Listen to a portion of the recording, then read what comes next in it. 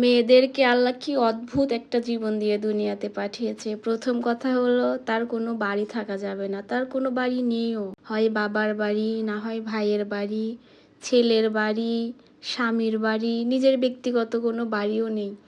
আজ পর্যন্ত কোনো মেয়েকে আমি বলতে শুনি নাই যে আমার একটা বাড়ি আছে। আরও অদ্ভুত বিষয় হচ্ছে ছোট্টবেলা থেকে তাদের এইভাবেই বড় করতে হয়। মেয়ে মানুষ হয়ে জন্ম নিছো, সবার মন জয় করে থাকবে।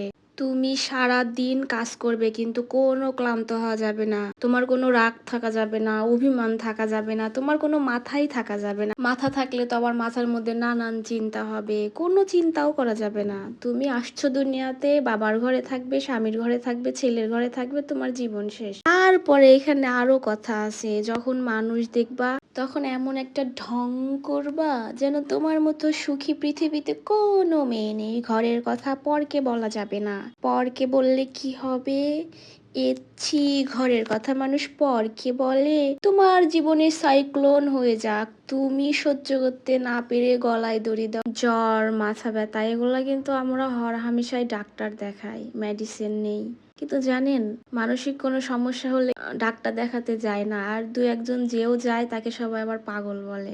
মানুষকে সবচেয়ে বেশি কষ্ট কিন্তু কাছের মানুষই দেয়। কখনো শুনছেন কোনো মানুষের থেকে যে ওই দূরের শত্রু বা ওই দূরের কেউ কষ্ট দিছে? কষ্ট কিন্তু কাছের, নিজের কাছের আত্মার মানুষই দেয়। আপনি যাকে যত বেশি ভালোবাসবেন তার থেকে তত বেশি কষ্ট পাবেন।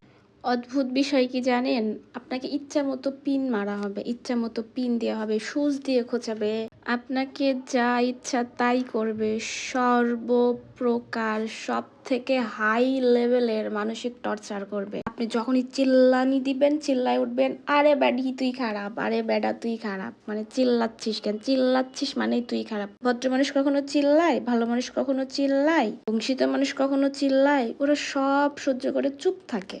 যাই হোক, কথাগুলো আবেগে বললাম না বিবেকে বললাম না কষ্ট পেয়ে বলছি আমি জানি না, আমার মনে হলো কথাগুলো তাই বললাম।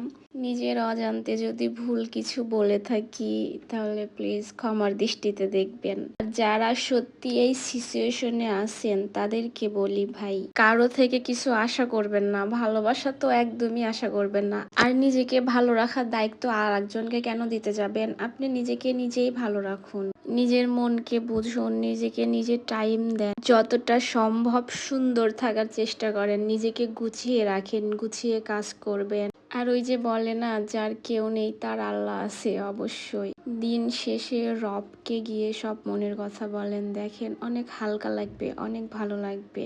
তো আমার জন্য সবাই দোয়া করবেন, আমার 2টা ছেলের জন্য দোয়া করবেন। আল্লাহ হাফেজ।